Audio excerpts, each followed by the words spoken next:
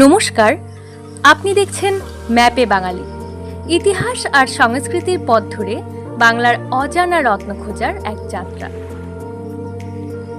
আজ আমরা চলেছি সেই শহরে যার প্রতিটি দেয়াল ইতিহাসের কাহিনী বলে। আজকের গন্তব্য মুর্শিদাবাদ। ভিডিওটি পছন্দ হলে অবশ্যই একটি লাইক করবেন, কমেন্ট করে জানাবেন আপনার অভিজ্ঞতা আর সাবস্ক্রাইব করে থাকবেন আমাদের সঙ্গে। প্রতি সপ্তাহে আসছে নতুন নতুন গল্প। মুর্শিদাবাদ এক সময়ের বাংলার রাজধানী। নবাব মুর্শিদ কুলি খাঁ এর নাম অনুসারে এই শহরের নামকরণ। 1695 সালে তিনি বাংলার দেওয়ান হয়ে আসেন এবং পরে বাংলার সুবাদার হন। রাজধানী স্থানান্তরিত করেন ঢাকার বদলে মুর্শিদাবাদে। এই শহর শুধু রাজনৈতিক কেন্দ্র নয়, ছিল অর্থনীতি, শিল্প ও সংস্কৃতির মেলবন্ধন।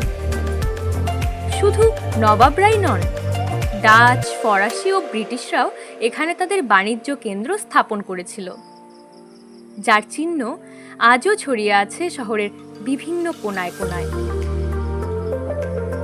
এই শহরের অন্যতম আকর্ষণ হাজারদুয়ারি প্রাসাদ। 1837 সালে নির্মিত এই প্রাসাদে রয়েছে ঠিক 1000টি দরজা, তবে তার মধ্যে 100টি ভুয়ো দরজা, বিভ্রান্ত করার জন্য।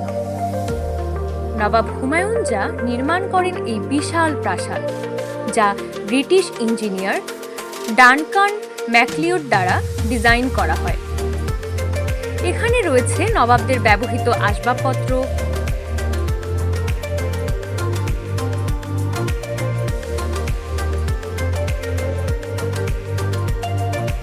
অস্ত্রশস্ত্র, রত্নপাথর,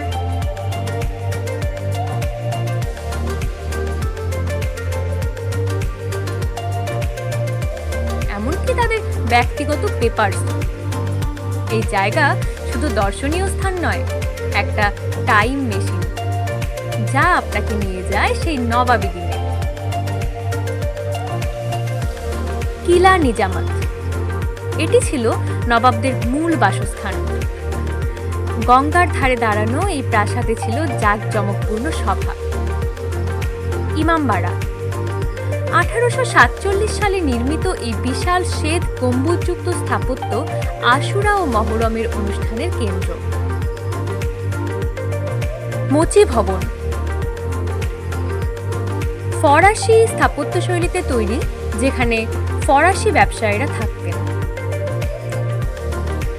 আজও আছে পুরনো রংচটা দেওয়াল, কাঠের জানালায় সময় থেমে আছে।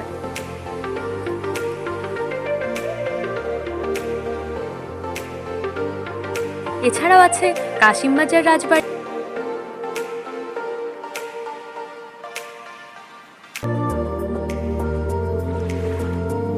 মির্জাফরের নবাবী কবরস্থান ও ঘূর্ণিতে শিল্পীদের গ্রাম।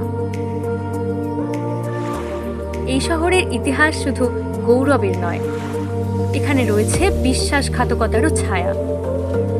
1757 সালে পলাশীর যুদ্ধে মির্জাফরের বিশ্বাসঘাতকতাই বাংলার স্বাধীনতার পতন ঘটিয়েছিল। সেই যুদ্ধের পর থেকেই ধীরে ধীরে মুর্শিদাবাদ হারাতে থাকে তার জৌলুস। আজ শহরটা নীরব, কিন্তু তার দেওয়ালগুলো ফিস ফিস করে সেই কথা, সেই গান, সেই গান।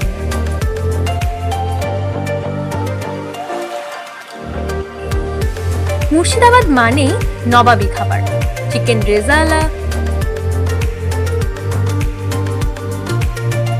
মুর্গ মাসলামা এবং সীতাভোগ মিহিদানা।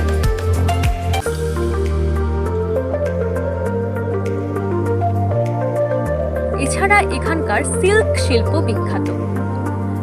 ঘূর্ণির পুতুল শিল্প, কাঠের নকশা আজও টিকে আছে। বর্তমানে শহরটি একটি ঐতিহাসিক পর্যটন কেন্দ্র। এখানে আসা মানে একটা সময়কে ছুঁয়ে দেখা।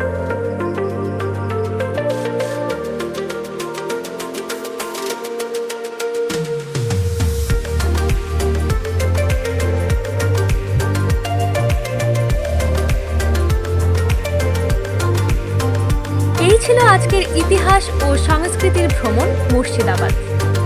আপনাদের কেমন লাগলো এই সফর? কখনো কি মুর্শিদাবাদ গেছেন আপনি? কি অভিজ্ঞতা ছিল কমেন্টে জানাতে ভুলবেন না। ভিডিওটি ভালো লাগলে একটি লাইক করুন, চ্যানেলটি সাবস্ক্রাইব করে রাখুন, কারণ প্রতি সপ্তাহে আসছে নতুন নতুন ভ্রমণ কাহিনী।